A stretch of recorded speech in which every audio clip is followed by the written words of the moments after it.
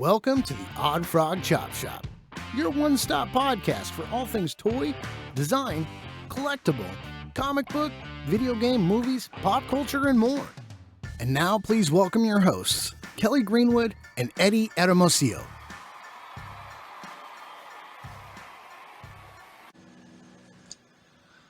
All right. Hello, everybody, and welcome to the Oddfrog Chop Shop. This is the first official podcast for Oddfrog Entertainment in our 112 design, 112th Street Chop Shop. I'm going to introduce myself real quick. My name is Kelly Greenwood, co-founder and CEO of Oddfrog Entertainment. Over here we have my business partner, Eddie Hermosillo, COO and President of Oddfrog. And we have a guest today to talk about the 112 Street Chop Shop and talk about the muscle car we have been designing for several months. As many of you know, that's kind of why we're here. It's what we want to talk about today, especially with Aaron, who has, kind of an inside perspective. And we're not here to talk bad about anybody or, we don't really know what happened. So we're just here to be as transparent as possible as Oddfrog Entertainment, who, we were so excited to get involved with the community and stuff. We just want to kind of be as transparent as possible about what happened with the car and where we're going with the car in the future. So, Eddie, I think I'll let you kind of start off telling the story about how you got involved with the car, how you met that particular garage. And then Aaron, after that, we'll get your perspective as well. All right. Yeah, sounds good. So let's go to the beginning of the story. I found his Instagram, and then he was posting custom-made vehicles. I loved the idea. He then proceeded to create a business. I reached out to him, and I was like, yeah, this is a great idea. I kind of, admired it for a while, and then once he began to release like the renders and whatnot as a toy designer, and you can find us on oddfrogentertainment.com if you want to look at our credentials or anything. They're all there. But I reached out to him as a design company. I showed him what we could offer as designers if he was to, work with us. And we showed him models. I'm not sure if we can get some of those up there. But we showed him the difference in design work that we could provide compared to what he had. So we reached out, we established contact, we talked for a while, and we were on board. We were supposed to be designing the models. But up until that point, we were not involved in any way, shape, or form, any pre-orders, anything like that. So we never received payment for our work that we've done. And last I heard from him, he was in Texas and ghosted. So I'm not sure exactly what happened after that point. That's why we're just trying to clear our name. We got stiff just as much as everybody else did. And yeah, we're kind of here trying to talk to Aaron. He kind of had some inside views on the whole thing. He worked with that garage on a more inside level than we did. Like I said, we just designed what he wanted designed to make it manufacturable, make it, production line quality, and be able to produce in mass numbers. Oh, I was just going to say, Aaron, maybe you can give some inside perspective even to us. We just kind of lost communication. For us on our end, what happened was we got a full-on development schedule. We sent our design to our manufacturer where they then designed for manufacturing, because it's definitely a different kind of thing to mass produce the design. And we got all the way to where we have this model that is ready to be prototyped and manufactured. So we kept kind of saying, hey, it's time for capital. We need to get this rolling. We've already gone several $1,000s into the design, and now we need to pay our guy to make the next step. He had the development schedule, and, we got to that point, and then we were told several different things over that month. Like, it's a new account, that everything's on hold.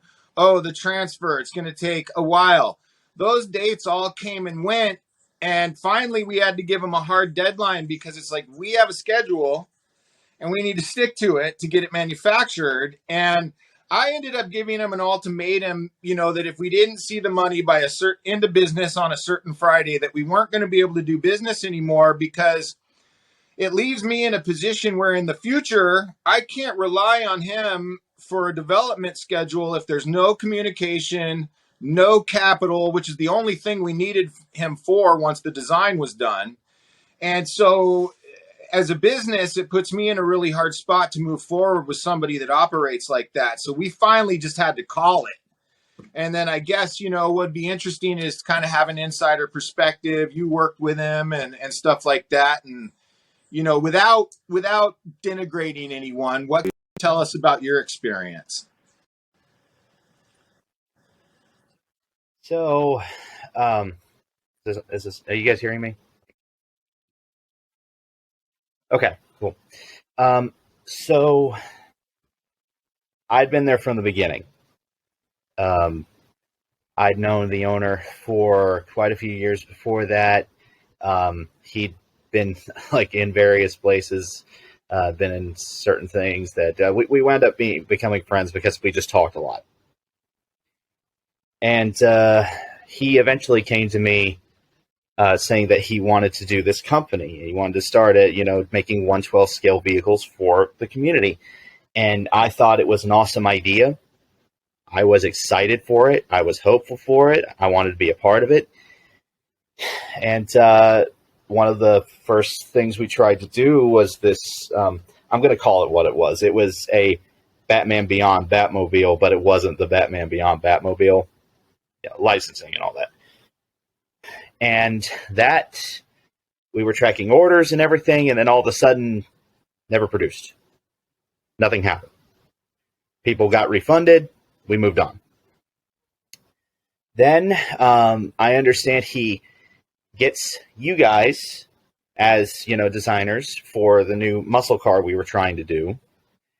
And then a few weeks after that, I get the update, we got a contract with Big Bad Toy Store. Okay, awesome. We're official. We're legit. They're putting out pre-orders for this now. And then a month went on, and a month after that, and it just kept going. To the point where I kept asking about anything, because I never signed anything. No NRDs or anything, or NDAs rather. And, no money came in. Nothing happened. I kept asking about the check that BBTS had sent. Nothing. Kept getting told, because his bank was like Bank of America. And he was saying that it was delayed, that they were sending out the payment in small bits, and he kept changing the story. And it was at that time that I started to really lose faith in what had happened. And ultimately, I guess around the time when you guys said, gave him that ultimatum, he started bad-mouthing you guys.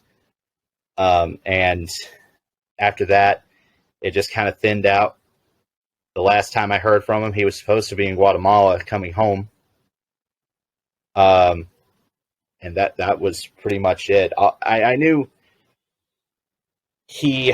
anybody who ever did him wrong, I guess, or in his eyes did that, he would badmouth them to me, and then turn around and try to salvage it with another business partner, and I would write his emails for him and stuff like that. That was my thing. But after that last bit, I just knew it was time to cut it off. Yeah, it's that's unfortunate. We felt the same way. We were so excited. It seemed like such a great idea. And when the distributor, I think the distributor was either right after we came on board or right before, something like that. But I ended up having to reach out to them and just be like, look, I just want to let somebody know from our perspective, I can't move forward. Once I finally gave him that and the deadline came and went, I reached out and said, we would love to do this vehicle, but I can no longer work with this person because I have no faith that they'll follow through on a development schedule. And we were going to go, what month was it? It was, I believe, the end of this month, we were supposed to be going into mass production. and which would have been perfect to have everything by first quarter. We designed a awesome packaging, and go ahead, Eddie. Go ahead. Yeah, we had designed packaging. Our manufacturer has been in the business since 1982, building toys like this. He loves cars. The guy that owns the plant loves cars, loved working on the design, is actually excited to get back to working on the design. And I guess that's probably a good segue to kind of talk about that. And we're going to move forward with the car. We're going to change the design to make it, something that we're happy with, something that doesn't look like the original. But I don't know, Aaron, if you've gotten to see a lot of the interior shots we've done and stuff, but it looks beautiful on the inside, and we're really proud of it. So, at this point, what we have to do as a business is come up with the capital to make the prototype. I can tell from what the community is saying, everybody wants to see the prototype and a product. So basically that tells me what we need to do. We need to get the prototype. So as a company, we were excited to work with the garage because apparently they had the capital already to do what we needed to do. If we had the capital from the distributor that they got, it wouldn't be an issue right now. We'd have the prototype and we'd be partially into tooling. So what I would like to do, and I just want your guys' feedback. Eddie and me have talked already, but Aaron, I need to know from you and from the community too. And, it'd be great to have you come and sit in on some of our business meetings with us, Aaron, just like since you're familiar with the car and the process, we would love to have that wisdom going forward. I would like to take the risk of getting the prototype made, reaching out again to the distributor and saying, this is the manufacturable product. Then I'd like to launch a legit Kickstarter to where if it doesn't go all the way through to the Kickstarter, everybody gets their money back, or it doesn't even go through, like legit Kickstarter, not pre-orders that go into my bank account or our business account or anything like that. Everything on the up and up, because that's how you got to do it as a business, first of all.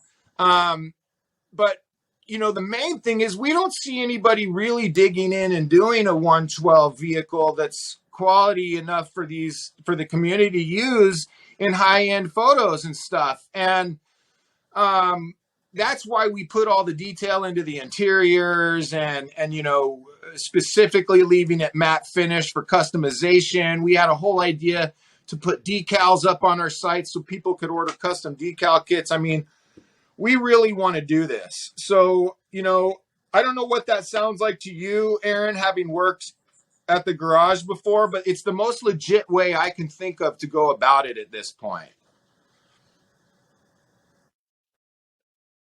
Quite honestly, it sounds a lot more heartfelt and authentic.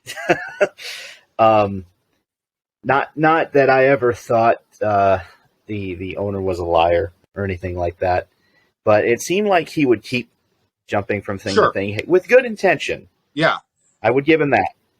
Good intention, but never followed through with any of it. And I remember the plans we had laid out, he and I discussed multiple times, like we were going to do basic vehicles first, then we're going to switch to cyberpunk style stuff, and it was going to be like a whole thing. And the ideas that we threw back and forth, man,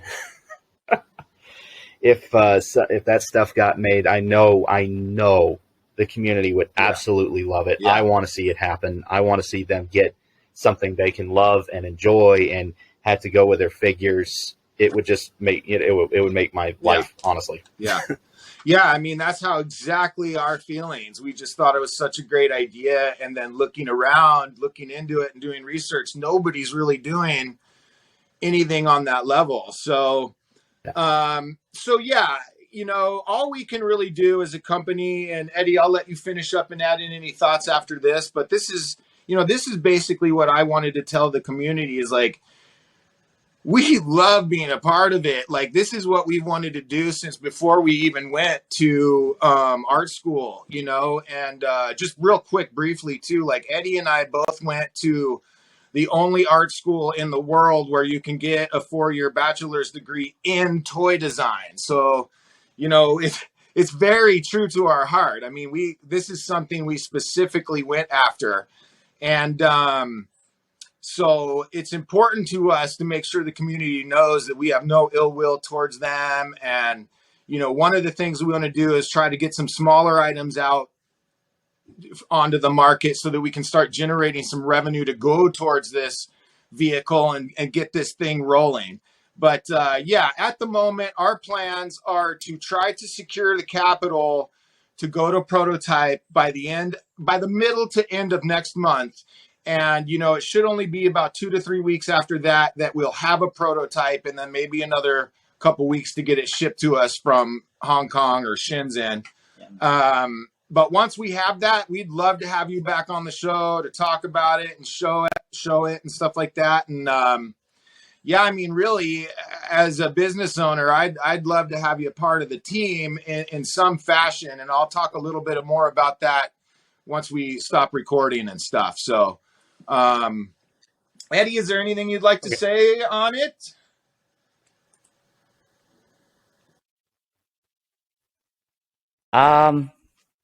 Not much more. I think you guys covered it all. I mean, we all kind of felt the same way in the beginning. You know, it felt like a genuine, heartfelt story. I mean, it's something like Kelly touched on. You know, we all feel that the community lacks something in this niche that we need. You know, the vehicles for all these high-end figures, and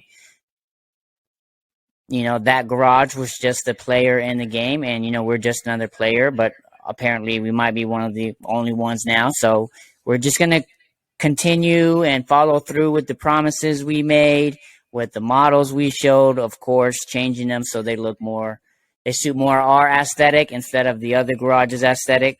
That was his thing, and we have our thing. So we're kind of branching off and doing our own thing now.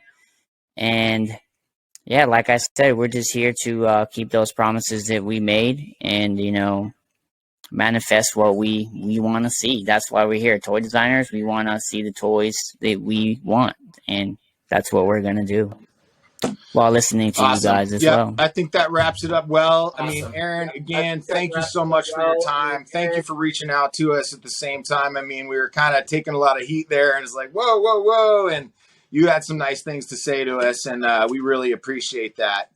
And so thanks again, everybody, for listening. We'd love to hear your feedback. I want to keep this podcast going on kind of a regular basis. We'd like to take images from the community at some point and feature like pictures of the week. And we have a lot of fun plans, get in some video game reviews and stuff like that. So, you know, hopefully come back, like and subscribe and all that. This is our first one, so we appreciate you bearing with us, and we'll see you next time. Thank you. So, Mike, I think we'll stop recording here.